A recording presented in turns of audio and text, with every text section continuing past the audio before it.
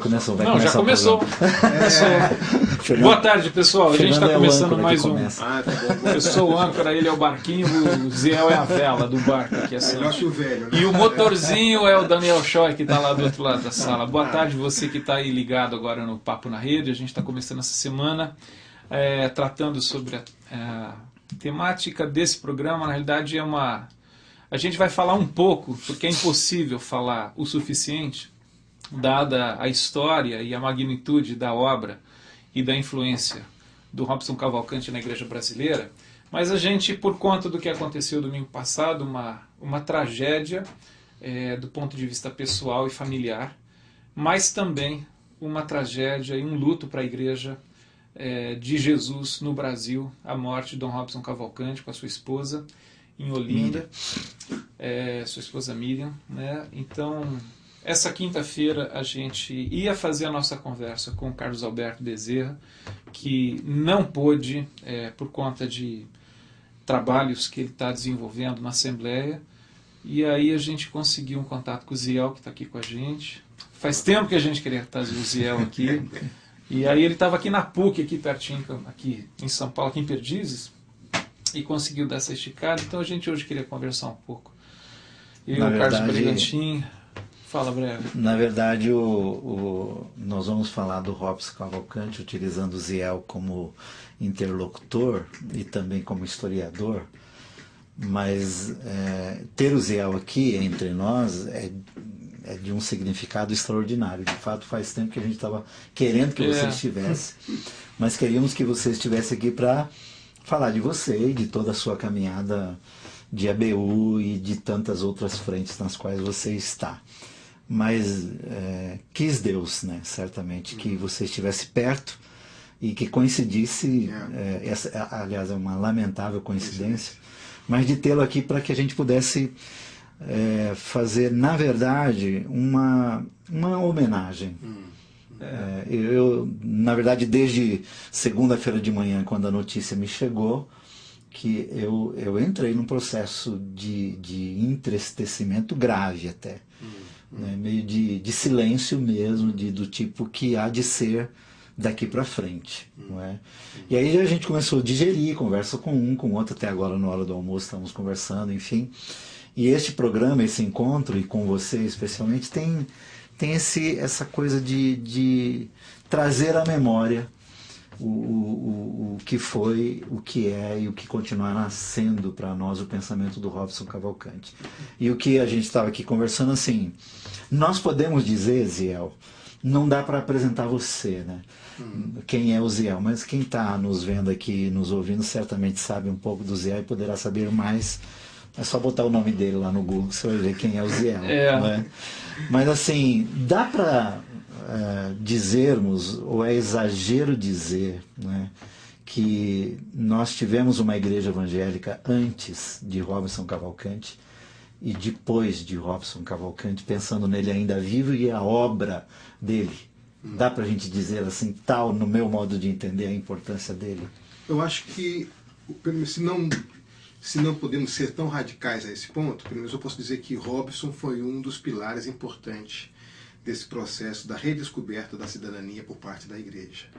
Essa ideia de você sair das paredes do templo, não só para fazer incursão missionária, fazer evangelismo nas praças públicas, como a gente costumava fazer na década de 70, de 60, mas para dialogar com a sociedade, o que a gente chama de cosmovisão cristã. Quer dizer, o cristão tem opinião sobre a vida. Qual é a opinião do cristão sobre a vida? Então o Robson se preparou em muitas áreas, em muitas frentes, para expressar a opinião do cristão com relação à vida, para dialogar com as pessoas. Então o Robson, ele foi um mentor que deu a mão a muitas gerações, a muitos estudantes. Eu mesmo me conheci a primeira vez quando eu tinha 15, 16 anos de idade. O primeiro livro que eu leio dele é Cristo e a Universidade Brasileira, que abre a minha cabeça para essa possibilidade de pensar a universidade com uma ótica cristã. Uma vez que eu estava numa universidade que o ambiente era completamente adverso à fé cristã e a postura que nós tínhamos é de passar o mais rápido possível pela universidade para acabar com esse tormento logo. E aí quando você descobre que não era somente no passar rápido, mas que a própria universidade era um espaço de missão, que a sociedade era um espaço de missão, que você precisava ampliar o conceito de missão para várias áreas importantes da vida, que o nosso conceito de santidade também tinha uma versão cidadã, uma dimensão cidadã. Então, Robson, junto com essa geração de 74 de Lausanne, que abre as portas, né? Robson estava lá em 74. Isso que eu queria voltar um pouco. O Robson fez parte, ele estava em Lausanne. Estava lá, entendeu? Foi um dos poucos brasileiros que esteve lá. E da primeira geração de brasileiros que esteve lá, ele não somente esteve lá, como ele adotou a agenda, como ele desenvolveu a agenda que ele recebeu lá. Porque houve outros brasileiros que estiveram lá, que foi como outro congresso qualquer, onde o resultado do congresso parou na gaveta. Você não viu nenhuma modificação ministerial. Né? Quando você fala de... O cara voltou, prestou conta na comunidade dele. E além de prestar contas... Quando isso. E além de prestar contas, eu acho que também teve uma característica, foi de traduzir a agenda de Lausanne para uma realidade latino-americana. Claro. Por exemplo, o primeiro congresso depois de Lausanne 74, o primeiro congresso que na América Latina que toma em sério o conceito de missão integral de Lausanne, o Pacto de Lausanne, é 76, o Congresso de Curitiba, que a ABU organiza, e vem 500 estudantes de toda a América Latina. Então, o Robson estava nesse... Claro, o Robson era o obreiro da ABU articulando junto com o Valdir. Teologicamente, isso. Isso, entendeu? Então é essa geração que traduz o Pacto de Lausanne para a América Latina. Não é só o Brasil, porque em 76 serão 500 estudantes. Foi o único congresso estudantil permitido na época da ditadura militar.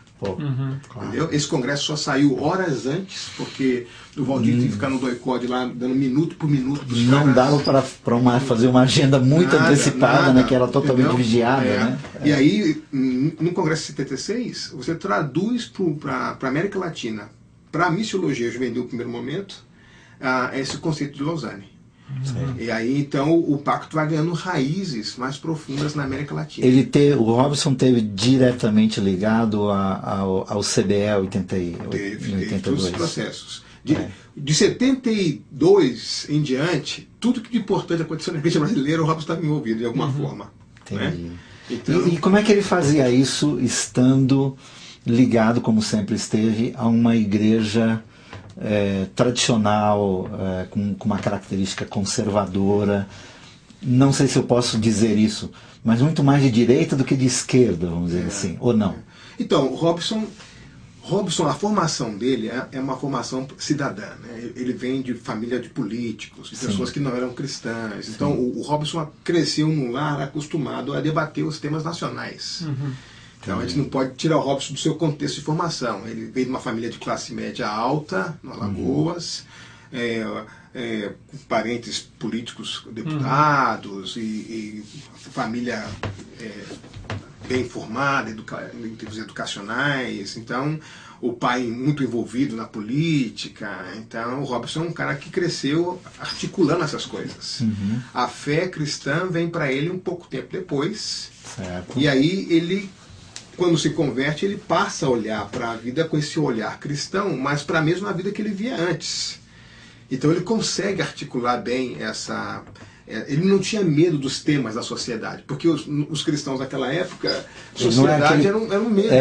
Não é aquele crente que se converteu e desfez inclusive as amizades. Não, que tinha, isso, né? não, pelo contrário. Ele aprofundou. Que era muito comum naquela época. Até hoje, né? Até hoje, exatamente. O cara rompe com a amizade. É a mentalidade de gueto. O pessoal acha que igreja é ilha da fantasia, né? Ou então submarino da fantasia, porque some no mundo, não é verdade? Mas o Robson não. O Robson é um cara que sempre foi um cara articulado, um cara que discutia as coisas, né? E a própria formação dele mais humanista, no sentido assim de... Ele estudou escola clássica, ele fez ciência política, ele estudou direito. Então ele é o cara do debate, ele é o cara do espaço público, ele é o cara das teses, de apresentar as ideias. E ele incorpora a sua perspectiva cristã do mundo nesse debate e dignifica de tal forma que ele se torna logo escritor dos principais jornais de Pernambuco, porque é um cristão que fala coisa com coisa, entendeu? Que faz sentido para fora. Para né? fora e para dentro. Para dentro ele abre uma cabeça da gente. Então o cristão pode falar sobre essas coisas. E para fora, então o cristão pensa essas coisas. Pode falar sobre essas coisas e pode falar de um outro jeito, né? Não daquele jeito que era comum a nós impostos. Né? Porque a gente tem um hiato, né? Na década de 60 você tem a Confederação Evangélica Brasileira, Sim. que tem um aporte importante. Sim. Robson ainda não era cristão nesse período. E aí nós, depois, com o regime de exceção, a confederação é desarticulada, a igreja evangélica dá passos atrás à direita numa velocidade assustadora.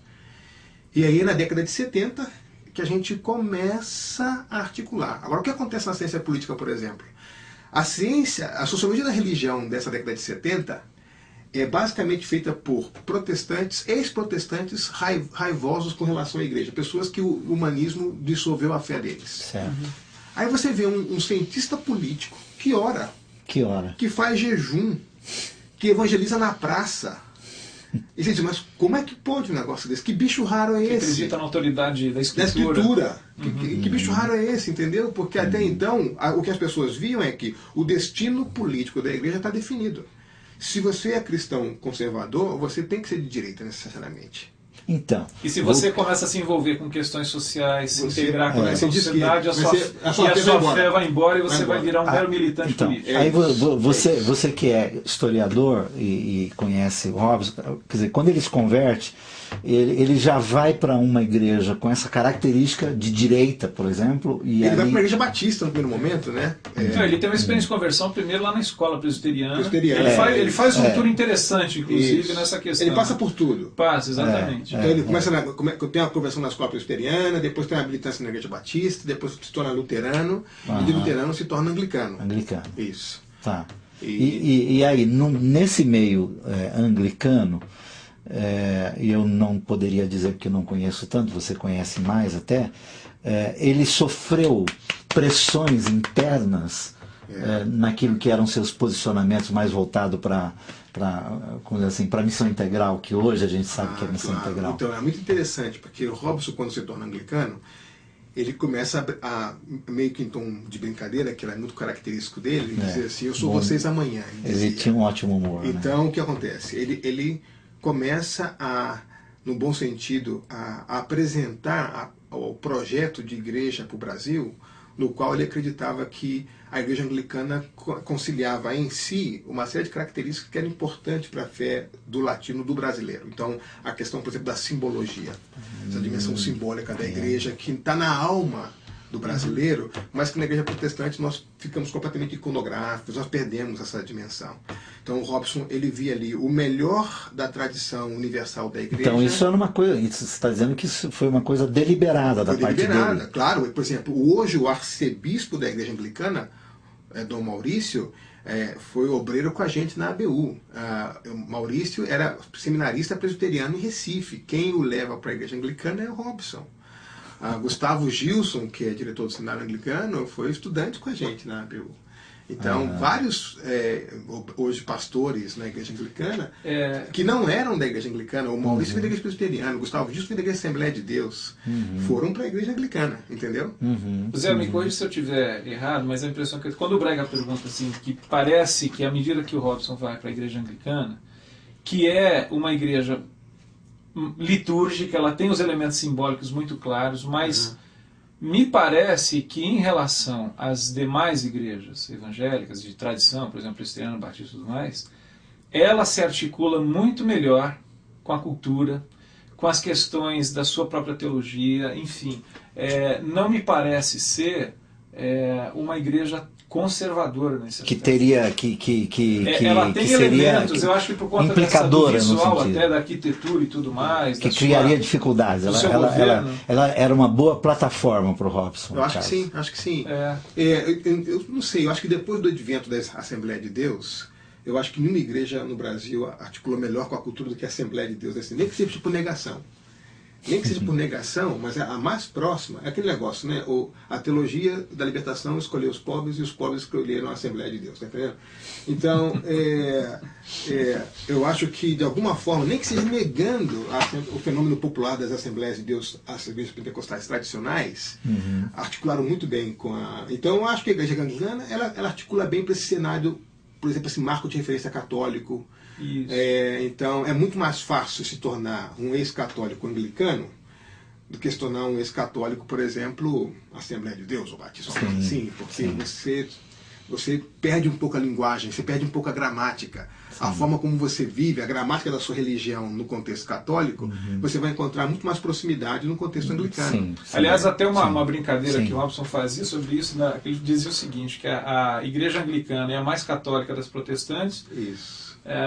E é a mais protestante das católicas. Né? Agora, o Robson, ele tinha um vínculo muito forte com aquilo que, por exemplo, os melhores teólogos que nós lemos hoje em dia no Brasil, na grande maioria do mundo evangelical, são todos anglicanos. Exatamente. Alistair McGrath, Stott, G. Packer, né, Michael Green, Paul Stevens, James Houston. O camarada que escreveu agora o... mesmo? Claro. Não, esses caras já são... Estou dizendo assim, meio que eu os leio, mas não sei. O John sim sabia, o Stott sim. Todos anglicanos. Mas Paul Stevens, Paul Stevens James... São John Church no Canadá, interessante. Paul Stevens, James Packer, Michael Green, Significa Alistair dizer, então, isso significa dizer que Robson tem mais influência sobre nós do que nós imaginamos. Claro. Os anglicanos têm mais influência sobre nós do que nós imaginamos. Acho que a grande tensão... Como a nossa intenção aqui é homenagear, de fato, Robson, agora, né? Deixa eu chamar o... Então ele tem mais influência do que a gente imagina. A questão é que os anglicanos mais famosos no mundo cristão são todos evangelicais. Esse é o problema interno da igreja anglicana, tá entendendo? Aí é um problema para eles. É isso. Acho que o Robson herdou um pouco essa luta, né? Ele teve tensões internas fortes. Sim, claro, claro. Entre amigos, inclusive. Então, essa tensão do Robson foi uma tensão que não é simplesmente eclesiástica. Porque ele tinha do outro lado da mesa amigos, meninos amigos que ele viu crescer como estudante, como meninos ali em Recife. Né? Então, agora, Ziel, deixa eu chamar aqui um pouquinho o e-mail do pessoal, a gente já está com tempo aí. Mas é tanta coisa na cabeça. Eu sei que o pessoal está mandando e-mail que está participando ao vivo. Aliás, bem-vindos e... O Rodrigo Lins lá de BH mandando um abraço aí para todo mundo. O Michael perguntando quando que vai ter auditório. Em breve a gente vai tentar fazer um auditório, tô falando sério. Isso. Mas ele tá mandando um abraço. As blaguetes dançando. A gente pode chamar elas também aqui. Como é a gente estava conversando um pouco antes de começar, debaixo da cruz de Cristo. Tem espaço para qualquer coisa, né? Falou em pecador ali, não. A Maria Cláudia Reis Ferraz, lá de Niterói, mandando um abraço para o Ziel. Claudinha, um grande abraço. Dizendo que está abatida, mas confiante que a vida do Robson foi significante e fez diferença. E sua morte também fará. Isso. É isso daí. E tem um e-mail aqui do Zé Bruno de Arapiraca, que aí a gente vai começar a entrar, acho que num tema polêmico. Eu acho que a questão da polêmica fazia parte da vida do Robson, mas a gente pode até tentar aí destrinchar um pouco isso aqui, Zé, que é o seguinte. Ele diz assim: nessa semana vimos o mau gosto do Severo, aí, que é o Júlio Severo, em comentar em seu blog que o bispo, abre aspas, não teve tempo de desfazer o mal que ele trouxe à igreja evangélica brasileira, fecha aspas. E em um blog de evangélicos gays, a seguinte pergunta, e ele coloca aqui evangélicos entre aspas, se celebramos com a morte de Osama e Hussein, por que não celebrar pela morte do bispo, fecha aspas. Em algum momento da história, o bispo Robson Cavalcante, ele trouxe algum mal à igreja brasileira? Ele era homofóbico? Pergunta aí do Zé Bruno. E eu acho que é interessante para a gente tentar, pelo que a gente conhece do Robson, dizer que não era. Não, o Robson nunca foi homofóbico. O que eu posso dizer é o seguinte, a teologia do Robson, se eu posso resumir com relação a isso, seria o seguinte: debaixo da cruz de Cristo, há espaço para qualquer pessoa. Todos, quer dizer, do lado da cruz é lugar de bandido, né? Mas aos pés da cruz é espaço para todo mundo. Mas o Robson diria o seguinte: uma vez que você chega à cruz, você vai ouvir da cruz, vai e não peques mais. O Robson diria o seguinte: ninguém pode definir a priori o seu projeto de nova criatura. Quem define que tipo de nova criatura nós devemos ser é o Senhor. Então ninguém pode chegar para Deus e dizer assim: Senhor, está aqui meu projeto de nova criatura, nesses termos eu aguardo deferimento. Senhor, mexe aqui, 70% da minha vida, mas esses 30% aqui eu estou muito satisfeito, não mexe nisso. Então Robson diria: não, se ele é Cristo, é o Senhor, que é o Congresso 76, se Cristo é o Senhor de tudo. Então ninguém se aproxima de Cristo e continua igual. Nenhum cristão que chama o Senhor de Senhor pode definir a priori que tipo de nova criatura eu quero ser. Então o Robson diria a um homossexual cristão, ele diria: o que significa ser um homossexual santo? ele diria o heterossexual cristão. O que significa ser um heterossexual santo?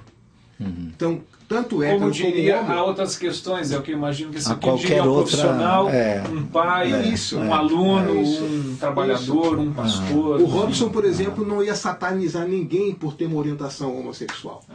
Mas ele ia perguntar, vem cá, de que maneira você expressa o seu compromisso com santidade com Cristo? O que é que o Espírito está lhe dizendo isso? Porque o problema é o seguinte, eu reconheço que nossas igrejas, de maneira geral, não estão preparadas para receber pessoas com esse tipo de agenda.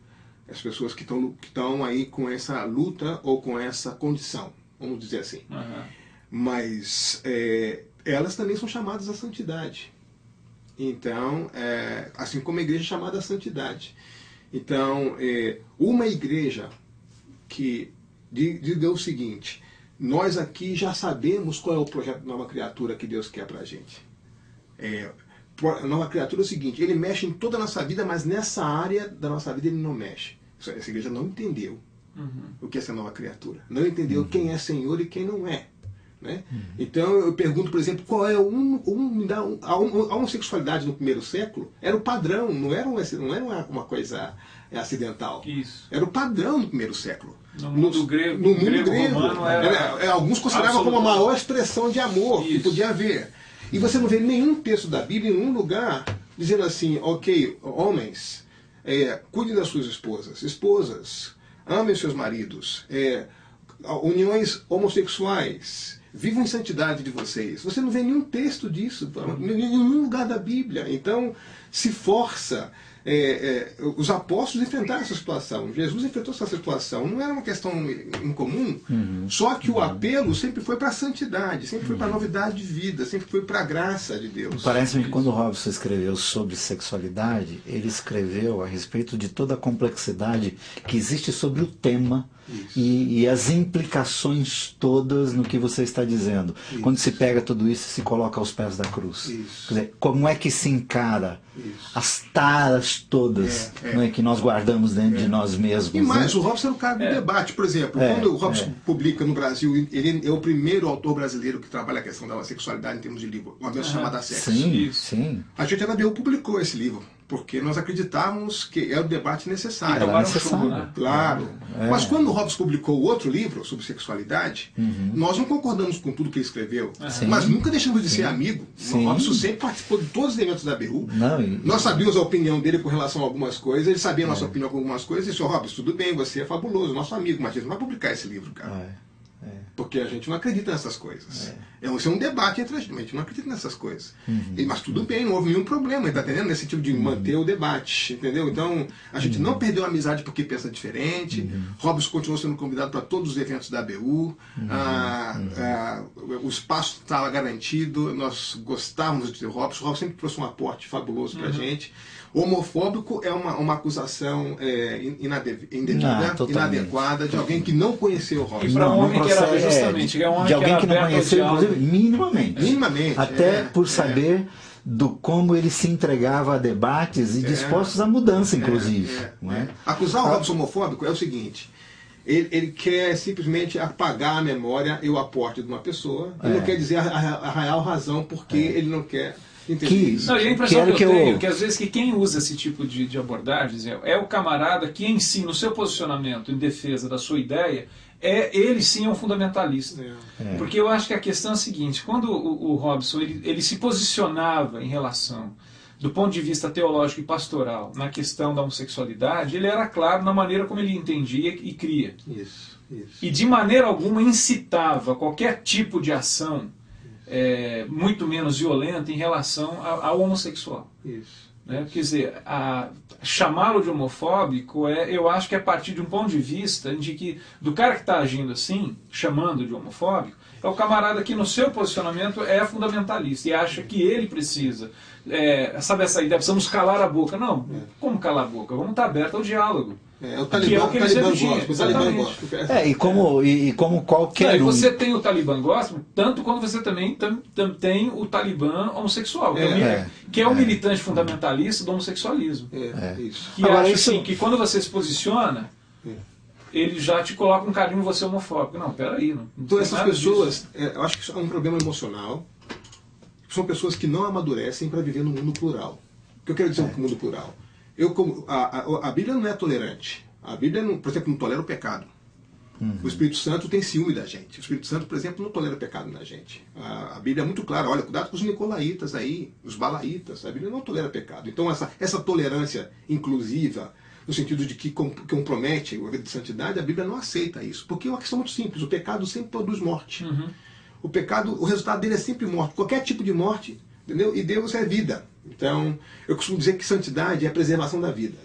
Eu conto o seguinte exemplo. Imagina que eu seja um médico, tá bom? E gosto de trabalhar com plantas no meu tempo livre em casa. E eu estou com as minhas mãos lá, mexendo no jardim, cheio de terra, estrume, essas coisas todas. Toco o telefone e digo, olha Zé, você tem um paciente aqui que está correndo risco, por favor, venha no hospital rápido cuidar. Eu vou para o hospital sem fazer a limpeza das minhas mãos, entro no centro cirúrgico sem fazer a limpeza das minhas mãos. Se o cara estava mal, vai morrer na minha mão, porque a minha falta de limpeza, a falta de sepsia médica vai comprometer a vida dele. Então, santidade é a preservação da vida. Compromete a sua competência. O médico sabe o que é isso. É interessante, Zé, geralmente a gente trata santidade do ponto de vista moral. Isso. E santidade é uma questão vital. É isso. É questão de vida e morte. Vida só é possível. De certo e errado, exatamente. A vida só é possível porque nós vivemos e existimos e nos movemos nele. Exatamente. Se Deus não fosse santo, o mundo era impossível de existir. Então, quando o mundo não era. Quando o pai coloca na geladeira só comida boa para ser consumida, ele está preservando a vida dos seus filhos. Sim. Então, um pai santo cuida do que está na geladeira para os seus filhos não abrir de qualquer forma e dizer assim, eu sou um pai democrático, aqui tem comida boa, aqui tem comida ruim, você escolhe o que você vai comer. Não. Então, a esposa santa preserva o esposo santo preserva a esposa, os filhos preservam os pais preservam os filhos. Então, santidade é a preservação da vida. Entendeu? Ziel, agora, eu acho que a gente poderia até ir mais longe nessa questão, mas acho sempre como nesse contexto nosso aqui, no contexto do que nós estamos falando, levar o pensamento do Robson Cavalcante a um reducionismo idiota. Como é reduzir sempre uma discussão quando nós entramos nesse tipo de embate. E é o que às vezes é a nossa tendência e é a provocação que nós recebemos. As pessoas esquecem que o Robson, por 35 anos, foi professor universitário de ciência política. Pois é. Essa é a especialização dela. O Robson, reitor da universidade. O Robson sabia debater. O Robson conhecia a teoria política. Ele sabia muito bem o que é tratar, o que é um partido, o que é um debate político, o que é uma ideologia, o que é fazer cidadania, o que é transformar uma questão em ideologia. Então, o que muita gente faz, esses que se dizem senhores da igreja, ou agem como se donos da verdade, eles reduzem a igreja a um lobby. Sim. Um lobby que eles querem que é controle. Então, eles não toleram debate. Porque a intenção deles é controlar o lobby. A intenção deles não é pastorear rebanho. Quanto mais reducionista for o debate, mais controlável ele é. A intenção deles não é pastorear o rebanho, a intenção deles é devorar o rebanho. Entendeu? Eles se acham o ó do Borogodó, a quarta pessoa da Trindade, Jesus que não sai do trono que esses caras sentam. Tá entendendo? Então, o problema é esse. Então, por isso que assim, por isso que eu queria voltar. Aqui, então, tá vendo? Por isso que eu queria voltar, assim, o Robson tem uma trajetória. Aqui, deixa eu só colocar. O Robson tem uma trajetória que, em pelo menos 3 frentes que me vêm aqui à mente, mas você sabe que tem mais, que é essa. Bom, tem a trajetória pessoal acadêmica dele. Tem a trajetória pastoral, né? A última fala que eu ouvi do Robson assim, foi tão pastoral que eu fiquei ouvindo assim, falei, meu Deus do céu, olha o Robson falando de um modo tão pastoral que a gente quase esquece o acadêmico que ele é. Então ele tem essa caminhada pastoral, inclusive de comunidade local, de paróquia, de pastor de paróquia. Ele tem uma caminhada política. Política, inclusive partidária. Ele é que funda lá o MEP e faz parte de movimentos... Funda sindicato, funda fundação do PT.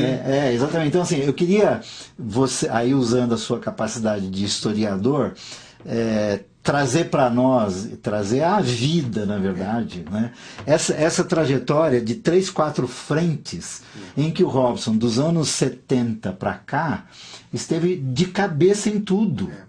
Né? Inclusive, aqui no final, na própria política denominacional, né? Isso. Fazendo parte diretamente da política denominacional. Então ele vai para essa via acadêmica, que é a base do sustento dele, do conceito dele de serviço, de missão. E ele sempre assumiu a universidade como seu campo de missão.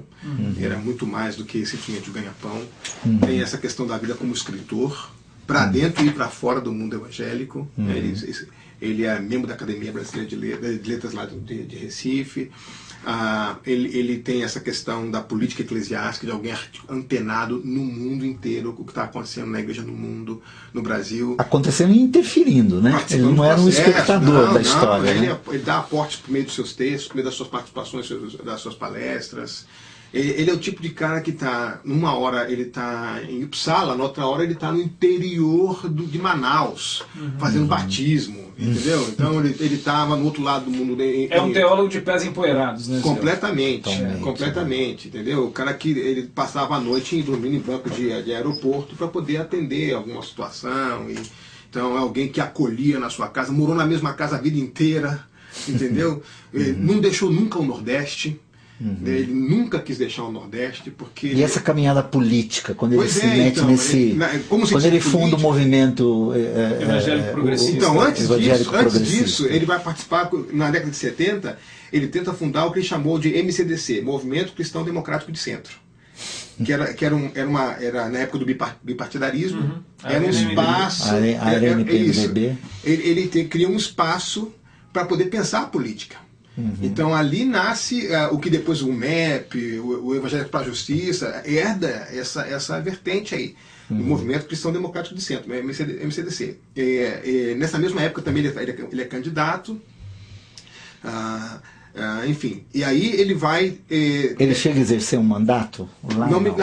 Acho que não, né? Porque pegar a suplência, né? Ele não chega a exercer mandato. Mas aí, por exemplo, nessa época nasce o cristianismo em política, por exemplo. Sim. Que é um clássico. Aliás, a ABU quase morreu depois que se recusou. As pessoas que se recusaram a publicar esse livro sofrem até o dia de hoje do grande erro da ABU Editora. O grande erro da ABU Editora da época não foi ter publicado o livro do Robson, porque foi um livro utilíssimo para a Igreja Evangélica Brasileira até o dia de hoje, é cartilha de formação, resgata partes da história, resgata parte da tradição bíblica no ensino sobre a política, integra as duas coisas, ciência política, reflexão sobre a ética do Antigo Testamento, reflexão sobre a ética do Novo Testamento, essa questão da fé cristã e cidadania. Então esse livro é um marco. Ele inspira pessoas depois dele, pessoas como Paul Fresno, que vem depois dele, pessoas como Alexandre Brasil, que vem depois dele, e tantos outros que hoje são professores universitários. Zé Machado, como vem depois dele. Olha, deixa eu abrir para uns e-mails aqui, Zé. Depois você continua nesse... porque eu acho que essa trajetória, para muitos talvez que estão vendo ou virão, né, verão esse programa, é muito importante para que a gente tenha essa consciência, né, de grandeza, né, desse homem do qual nós estamos falando, de serviço, que né? lamentavelmente partiu cedo demais e trágico demais, né? O César aqui de Campinas, São Paulo, quem vocês acham que poderia continuar o trabalho do Robinson? Ele, como pouco sabia ir e vir no meio desse caos que está a Igreja Brasileira. Eu acho que você, César, acho que você é um deles. Eu acho que o sonho do Robinson era ver muitos Robinsons. Eu acho que um sinal do céu para saber quem pode fazer o que Robinson fazia é todo aquele que fizesse a pergunta. Tá aí, César. Todo aquele que fizesse a pergunta. E quem vai se colocar na brecha? Você. Na sua área, do mesmo jeito, onde você estiver. Floresça onde você está plantado. É isso. Relacione a sua fé com a vida, porque fé é vida. Relacione isso. Abra a porta da igreja e vá para a rua. Mas se prepare para isso. O que o Stott dizia do ouvir duplo, ouvir o mundo e ouvir o Espírito.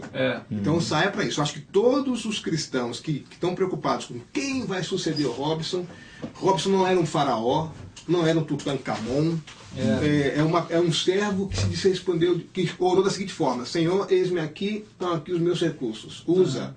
Então todo aquele que ficar preocupado com isso vai ser um bom candidato para suceder o Robinson onde está. Entendeu? Se agora se vai fazer, se vai se tornar um escritor famoso ou não, enfim, isso é coisa de Deus. Aí é com Deus. Nelson Bomilcar, louvado seja o Senhor pelo Robinson Cavalcante. Felizmente temos o Zé Machado balizando para muitos em nossa geração. É isso aí, Nelsinho. Beijo, um abraço para você. Faltou você no nosso almoço hoje, né? Faltou, mas tudo bem. Airô Barros de Urbana, mandando um abraço para todos aqui. Fabrício Mateus, Rio de Janeiro, um grande abraço a todos. Aos 17 anos de idade, ouvi o Robinson pela primeira vez, através de uma fita cassete, e me encantei. É isso daí. Esther Carrenho está colocando aqui um depoimento. Robinson, em minha vida, foi o teólogo que mais me fez pensar, refletir e tomar algumas posições. E a sua morte me fez emudecer e continuar em silêncio. Uma coisa sei. Muito dele continua vivo em minha memória e meu coração. Abração para os três, Esther Carrenho. Para você Esther. Também, Esther, e até breve você aqui. Isso, tá bom? Suzy Costa de Vinhedo, querida Suzy. E as acerolas, as mexericas agora. Agora tem mexerica lá, hein, Suzy? Hoje me limito somente ao privilégio de ouvir vocês três nessa homenagem a Dom Robinson, com o coração consternado e triste. Abraço especial para o Ziel. Obrigado por dividirem conosco esse momento. Um abraço, Suzy. Queria colocar o Daniel Choi nessa roda de três, porque ele está lá quietinho, mas é o cara que aperta todos os botões e faz o negócio acontecer. Vai chegar. Isso. O Matheus de Ubatuba. Sei que hoje o papo é sobre o Robinson, mas gostaria de saber se o reverendo Caio Fábio seria hoje um mentor do Evangelho atualmente, pois não vejo falar sobre ser ou não ser de uma religião, e sim somente sobre o Evangelho. Seria isso a diferença nas suas ministrações? E por isso é tão perseguido? Cara, eu acho que... Brega, você que tem tido mais caminhada aí com o Caio, mais próximo. Por que o Caio é perseguido? Tem gente que persegue, tem gente que ama, assim como era com o Robson, assim como é com você, comigo. Eu arrisco dizer que enquanto os dois caminharam juntos, próximos, eu me lembro bem dos congressos da Vinde, onde faziam páreo, né, e o Robson escreveu, inclusive, aliás, foi publicado um dos temas que ele desenvolveu no Congresso da Vinde, Igreja. 3 livros. 3 livros, né? Tenho para mim que os dois faziam uma dupla muito bem-vinda, muito bem-vinda. E, sem dúvida alguma, juntos influenciaram tantos outros. Eu me sinto absolutamente influenciado, tanto por um quanto por outro, em direções diferentes, mas cumpriram muito bem o seu papel. Eu diria o seguinte, Braga, não sei se eu também me corrijam aí os amigos, se eu estou falando alguma bobagem, mas eu tenho a impressão que num determinado tempo, eu diria assim, até no Kairos da Igreja Evangélica no Brasil, o Caio e o Robinson representaram 2 colunas muito significativas para a igreja. Eu fujo um pouco da análise pessoal pelo seguinte. Acho que os dois que nós mencionamos, eles eram pessoas visíveis. Mas essa igreja, ela é composta de heróis anônimos. Não, isso eu não tenho dúvida. Então, é muito difícil a gente fazer um julgamento histórico onde a gente trabalha com agendas tão grandes e colocar sobre 2 pessoas ou 3 pessoas tamanha responsabilidade histórica, eu acho. Porque é demais para as pessoas. O que eu diria é o seguinte: vamos fugir do debate personalista, as pessoas estão preocupadas em querer saber quem vai ser o sucessor. Eu acho que mais importante que o sucessor a pergunta é assim: quem vai abraçar essas agendas? Então é um processo histórico. A questão é a seguinte: Caio, Robinson, Joaquim e a Maria, eles estão em sintonias com o projeto de Deus na história. Então, qual é o projeto de redenção de Deus na história? Como é que a gente sintoniza a Igreja de Cristo nesse processo? Como é que a gente acompanha e pastoreia a Igreja de Cristo nesse processo? Então, as agendas que esses líderes representam, eles com um pouco mais de visibilidade que outros, continuam. Então, enquanto a gente ficar preocupado em buscar sucessor, a gente pode perder o trem da história, que a questão não é buscar sucessor, a questão é se comprometer com a agenda, é mobilizar cada vez mais gente comprometida com essa agenda. Então, quais são as agendas, quais são os temas, qual é a gramática desse processo? Com relação a perseguições, na minha lente rasa em relação a vocês todos, mas assim, eu tenho para mim que a questão da perseguição tem a ver com todo aquele que em algum momento bater contra aquilo que você está chamando de lobby dessa chamada Igreja Evangélica Brasileira. Quer dizer, qualquer um que tiver uma agenda contrária a estes lobbies, né, de algum modo e por alguma razão sofrerá algum tipo de perseguição. Porque os lobbies se organizam, eles se mediatizam. Exatamente. Entendeu? Então é questão de poder. E os seguidores de Jesus não têm essa mídia e nunca terão. A lógica da cruz é de lavar os pés, é de inversão de prioridades. Então, a lógica da cruz exige a conversão do poder dominação e poder serviço. Isso aí. Enquanto que o lobby vem para controlar, a cruz leva para servir. Então é outra história, entendeu? Eu acho que nós estamos falando de outras categorias. Outras coisas. A partir da própria história de Jesus, né, Zé? É isso. Que é aquele que tem o poder e se esvazia do poder para poder lavar os pés. É isso. A relevância da igreja vem do lavar os pés. Não vem. Não. Então, por exemplo, o pessoal fica esse negócio assim: eu estou desiludido com a Igreja Evangélica Brasileira. Meu, você nunca leu o Novo Testamento? Por favor. Quem leu o Novo Testamento minimamente sabe que desde o início a igreja é esse problema. Eu estava lembrando disso aí, Zé. Entendeu? Agora, eu nunca vi o apóstolo Paulo dizer assim: nossa, eu cansei de ser cristão. O apóstolo Paulo recebe a segunda carta de Coríntios, ela cansei de ser cristão. Cansei, vou desistir de ser cristão. Muita coisa que ele fala assim: eu estou sozinho. É isso. Eu estou sozinho. Os caras me abandonaram. Ou então assim, eu estou indo.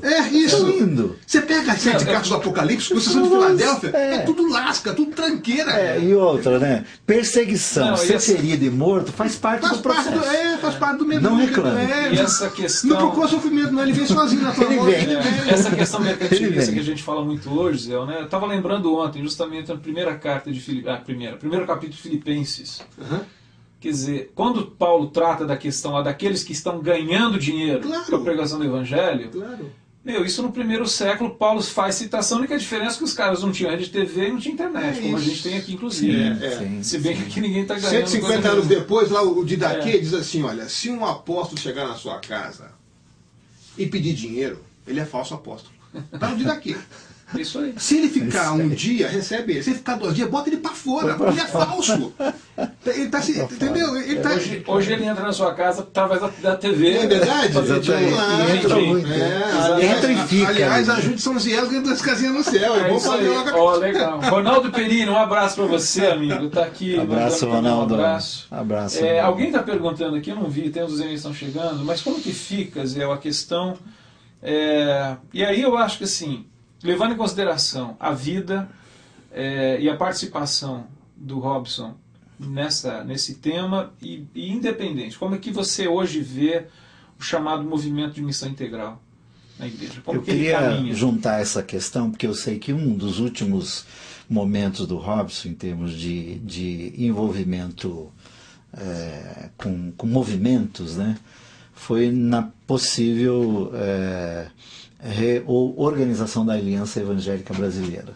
Ele esteve inclusive em Brasília agora no último encontro. Né? Queria que você juntasse o que o Fernando colocou com a questão da missão, do movimento. Da missão integral e que tanto a EVB lá nos anos 90 quanto a Aliança Evangélica Brasileira, que pensa-se em se organizar, ou já ela está organizada, na verdade. Inclusive com a participação do Robson. Né? Com a participação do Robson, né? A presença dele e entusiasta sempre. Não é? Quer dizer, e isso eu acho uma questão interessante de você colocar, porque isso fazia parte da vida do Robson. Ele nunca se excluiu de movimentos e botar a cara. Não é? Aqui eu vou ser um pouco polêmico, inclusive, para de casa, nesse sentido, porque eu faço uma avaliação não só de caráter teológico, mas também missiológico, mas também de caráter histórico do processo, eu acho. Sim. Então eu acho que a primeira coisa importante é dizer o seguinte: Lausanne não tem a exclusividade da missão integral. Lausanne é um momento importante de condensar essas ideias. Podia-se dizer um Kairos? Um Kairos, um momento oportuno de você... Mas ela não tem um monopólio da missão integral. Não tem. Inclusive num momento, assim, mundialmente ou universalmente falando, importante. Isso. Né? Então a igreja vem fazendo missão integral desde os começos da igreja. Sim. Entendeu? Então, mas aquela forma de articulação, com aquelas categorias e tal, Lausanne tem um protagonismo importante. Colocou tudo isso junto, condensou isso, deu um formato para isso, sistematizou isso, divulgou como agenda, publicou, né? Então se modernizou no sentido de fazer isso conhecido, nominou as coisas. Eu acho que em determinado momento da história da Igreja Evangélica no Brasil, a missão integral virou ideologia de esquerda evangélica, que eu acho que foi um momento que a missão integral perdeu o rumo nesse momento, quando ela se transforma em uma ideologia de esquerda evangélica. Então, qual é a ideologia do fulano e tal? Socialismo. E você como cristão? Eu sou da missão integral, entendeu? Que é assim, o que eu quero dizer com isso? A missão integral era um bom discurso, mas não era uma boa prática. Ela servia para poder discutir com as pessoas para o lado de fora, mas não aplicava, por exemplo, na vida das pessoas. Então, a missão integral é essa que não leva em consideração a vida familiar das pessoas, que não leva em consideração a vida eclesiástica das pessoas, que não leva em consideração o cuidado com a saúde, que é um capítulo da missão integral que está ainda... Nossa teologia do corpo é fraquíssima, muito frágil. Temos que aprender com os adventistas aí, que a gente não entende nada de comer direitinho. Aliás, um parênteses, meus parabéns pelas maratonas, pelas corridas. Então, a missão integral começa com a gente. A missão integral não é... Começa com um cuidado ela integral. Ela se tornou um paradoxo, Ziel, porque assim, era para ser integral, mas ela em si o discurso e a prática se fragmentou. Virou ideologia, é isso que eu estou dizendo. Então, em algum momento, a proposta da missão integral virou ideologia de esquerda evangélica. Eu acho que a gente tem que recuperar isso. Que a missão integral começa comigo, com cuidado integral de mim, das minhas relações, dos meus amigos, da minha família, da minha igreja local, da igreja de Cristo, da minha vida, da minha vida, do meu estilo de todo. vida. Então a missão integral é isso, não pode ser só uma ideologia de esquerda evangélica. Quem é inteligente na igreja evangélica fala de esquerda, fala com a missão integral. Entendeu? Esse tipo de coisa de livro, coisa de congresso, mas na hora do vamos ver, na hora de lavar os pés lá, não faz missão integral. Então esse negócio ficou meio complicado assim. O processo em termos de representação da associação evangélica, eu acho importante. Nós temos um mandato, a vocação para a unidade é um mandato para a igreja. Nós temos que caminhar em direção à unidade. Então, é uma oração que não está respondida esse negócio ainda. Só que, como todo processo histórico, acho que a gente precisa aprender que processos históricos têm etapas, tem início, meio e fim. Então, eu acho que os evangélicos ainda não entenderam o que é construir um movimento social. Então, eu diria, por exemplo, um bom modelo para a gente estudar de como se construir um movimento social sem recursos, a partir da periferia e com muitas ideias divergentes, é a história da formação do PT, por exemplo. Porque o PT é um saco de gatos em termos de ideologia, não tinha recurso nenhum naquele primeiro momento, e nem tinha o Espírito Santo, para começar, tá entendendo? Mas os caras construíram um projeto de poder, um projeto de partido, um projeto de nação, e estão aí no governo e vão ficar muito tempo. Porque desarticularam ao tipo de oposição que você tinha no Brasil. A oposição até hoje não conseguiu ainda superar a ressaca de ter um partido como o PT no governo. Não sabe o que fazer, né? Então, nós evangélicos somos muito rapidinhos. A gente acha que formar uma aliança evangélica é a mesma coisa que formar uma união de mocidade na igreja. A mesma coisa que organizar um retiro de carnaval. Não é, isso é um processo histórico. São construções que têm que ser feitas. Se faz com a periferia. Quando se faz uma aliança evangélica só com a maioria com o pastor, você lascou a aliança evangélica. Porque quem faz esse tipo de coisa na história da igreja não são os anônimos, são os leigos. Então os pastores são parte do processo, mas não pode ser protagonista do processo. Você tem que trazer a Dona Maria, seu Joaquim, tem que fazer esse negócio na terça-feira à noite, na segunda-feira à tarde, tem que fazer na periferia lá, tem que encontrar os irmãos lá e construir núcleos, grupos que as SEBs, nesse sentido, elas deram uma lição. É outra história. São processos. Processos históricos. Processos históricos então, relevantes. Esse tipo de associação por cima, de fazer uma instituição, para mim já começa com a instituição, aí você tem que encher o recheio. Eu acho que é muito boa a intenção, é excelente a motivação, eu apoio meus amigos nisso, estou com eles, não abro. Mas o caminho para mim não é esse, o caminho é longo. Não vai ser para a minha geração esse negócio, mas eu quero trabalhar para que a geração dos meus netos veja uma aliança evangélica condizente. Consolidada, entendeu? Então eu acho que o processo histórico de consolidação de um movimento como esse, a gente tem que aprender com o homem mau, entendeu? Aquele que não dá pedra ao filho quando o filho pede pão, a graça comum, entendeu? Diz assim, como é que se constrói movimentos sociais? A gente não está construindo uma igreja. Ele está construindo um corpo orgânico com teses, com ideias, com divergência, com espaço para debates. Você acha que o movimento evangélico, contaminado como ele é, por um segmento dessa chamada igreja evangélica, detentora de uma mídia absolutamente desconfiável e de uma liderança desconfiável. Você acha que o Robson... com ingredientes mercadológicos, né? Com todos esses ingredientes mercadológicos. É. Você acha que o Robson e você, aí é uma pergunta para você, você acha que ele e você acreditam nisso ainda? Eu acho que sim. Nem que seja uma crença ontológica, existencial, um marco de referência, um reino, uma perspectiva, uma utopia. Entendeu? Resgatar nossos sonhos dos anos 70. Quando o Robson escreve a utopia do possível, eu acho que ele está falando disso. Ele tá falando disso. É isso aí. Ele está falando de um projeto possivelmente realizável. Sim. O problema é que é o caminho... Eu fiquei encantado com esse texto. A gente é muito pragmático. Muito. Entendeu? A gente acha Agora, que... você falou uma coisa que o historiador tem que nos chamar a atenção para isso, né? Nós somos imediatistas e isso somos vítimas desse tempo. Claro. E com uma história muito rasa, né, nesse sentido. Quer dizer, nada... O que tem de profundidade algo que tem 10 anos? Claro, né? Não se constrói movimentos sociais com a mesma lógica que se organiza a campanha evangelística. Entendeu? Então a gente tem que botar isso na cabeça. A lógica é outra. E outra coisa, pastor não sabe fazer isso. Esquece isso. Sacerdócio universal.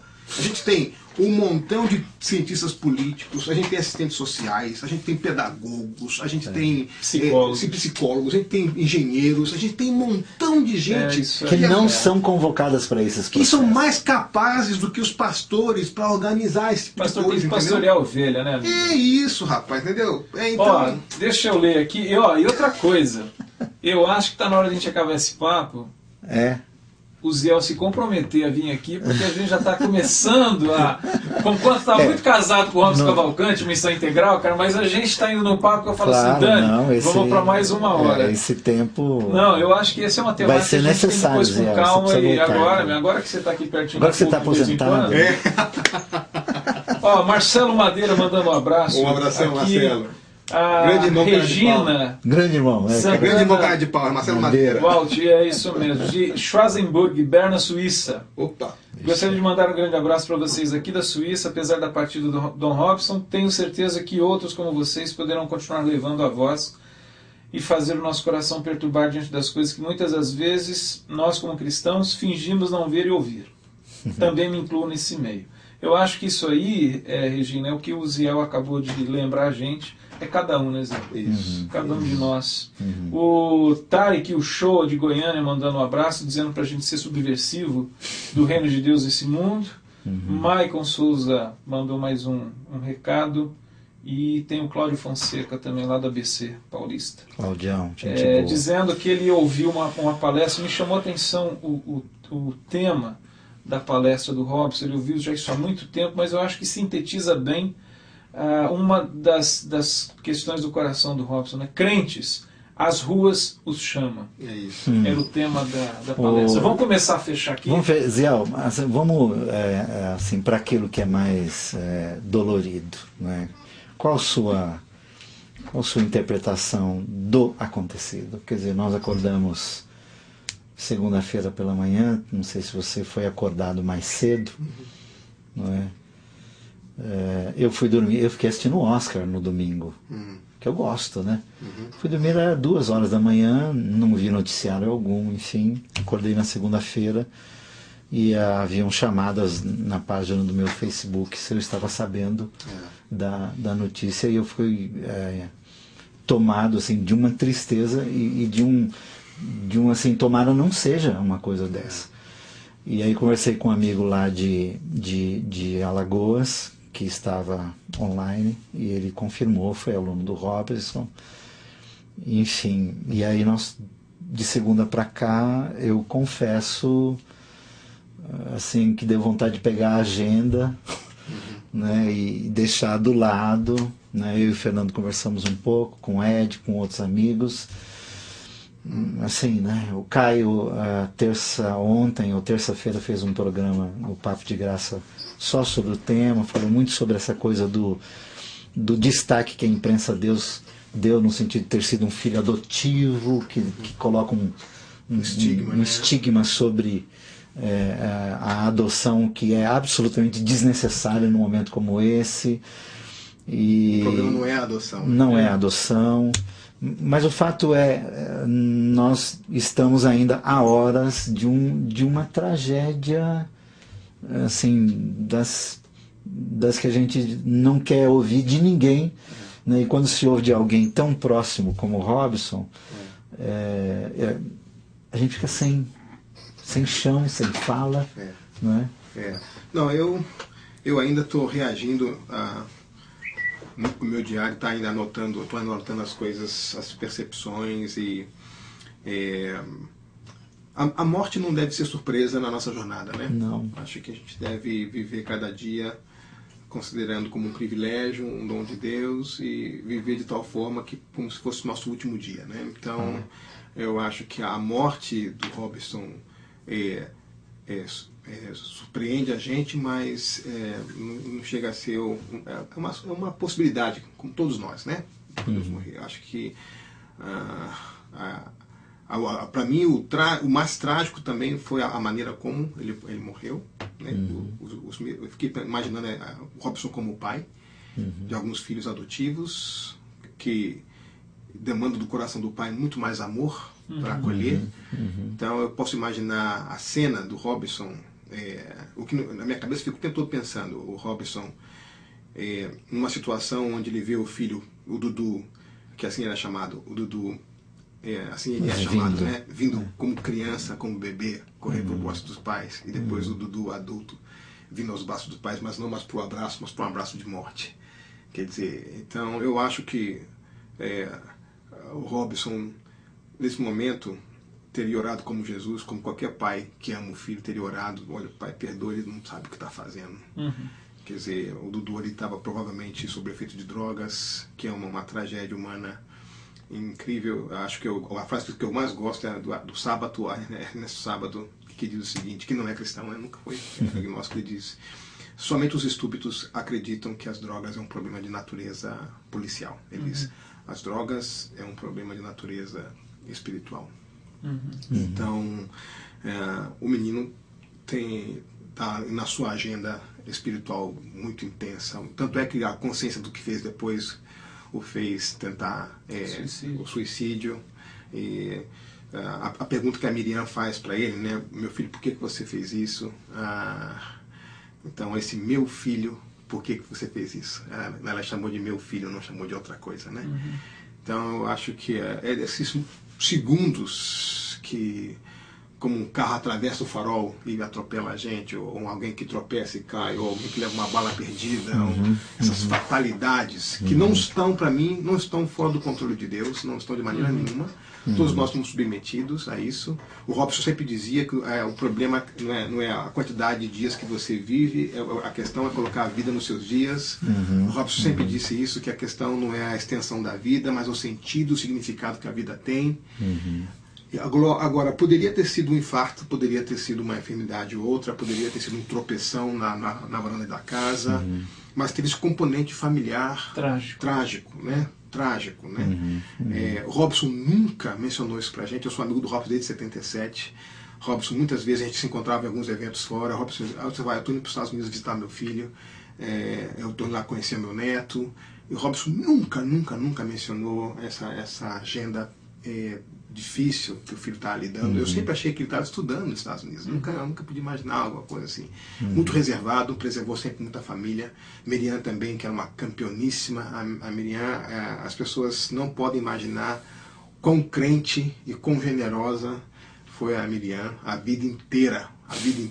A Robson sempre foi muito agradecido. 40 e tantos anos de relacionamento. A Miriam é uma pessoa incrível. A gente está falando muito do Robson aqui, mas valeria um capítulo sobre a Miriam, porque é a pessoa que deu o suporte e acolheu. Nós não teríamos Robson Cavalcante sem a Miriam Cavalcante. Provavelmente não. Acho que ele é uma coisa... O Robson reconhecia isso publicamente. Sim, recentemente, inclusive. Então, acho que aqui é o seguinte, a minha oração nesses dias tem sido a oração de Jó. Deus dá, Deus tira, bendito seja o nome dele, a forma como se deu a partida. é uma forma que é um alerta para nós que somos pais, né? Todos nós que temos filhos. Eu me lembro da última frase que minha mãe me disse antes de morrer. Ela me chamou no quarto e disse: meu filho, cuide dos seus filhos. Cuide dos seus filhos. E papai sempre me disse o seguinte, papai é pastor, e sempre dizia o seguinte: meu filho, eu tenho certeza do seguinte, se amanhã eu venho a falecer, na porta da igreja vai ter pastor fazendo fila com currículo para ser empregado. Mas não vai ter uma viva alma aqui na porta de casa com currículo apresentando para sua mãe para querer ser seu pai, para cuidar de vocês. Então a minha prioridade é cuidar de você, da sua mãe, da sua irmã, porque pastor, a igreja consegue outro. Ela vai no seminário, sacode lá e vem um montão. Mas pai é só eu. Filho precisa de pai. Isso. Ô Giel, para fechar, hoje também nós recebemos a notícia da morte do Dr. Milton Schwantz, né? Não sabia. Estou sabendo agora. É mesmo? Faleceu, estava internado. Eu sabia que estava lutando com a saúde há algum tempo, mas não sabia.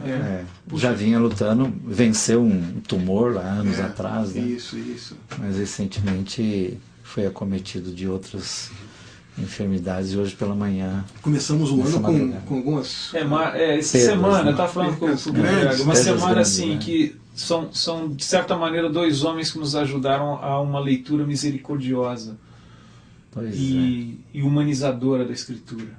Mas eu acho que assim, no povo de Deus é o seguinte: para cada gigante que tomba, tem que levantar um exército atrás para fazer valer o esforço desse gigante, tá entendendo? Então, é que eu digo, o corpo de Cristo é muito maior que essas pessoas. Essas pessoas são ícones de uma época, mas o corpo é muito maior, as agendas continuam, o amor do Milton pela Bíblia, o do Robson pela missão da igreja.